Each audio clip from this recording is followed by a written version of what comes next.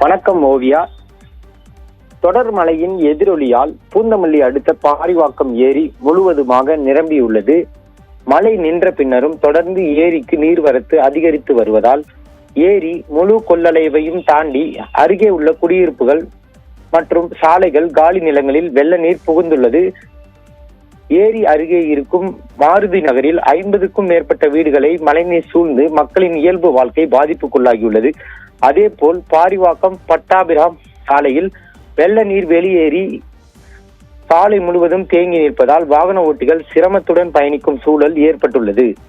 வெள்ள நீரில் ஏற்கனவே கடுமையாக சேதமடைந்திருக்கும் சாலை என்பதால் பள்ளம் எங்கே இருக்கிறது என தெரியாமல் வாகனத்தை இயக்கி தவறி விழும் அபாயமும், வாகனம் பாதியிலேயே பழுதாகி நிற்கும் சூழ்நிலையும் உருவாகியுள்ளது.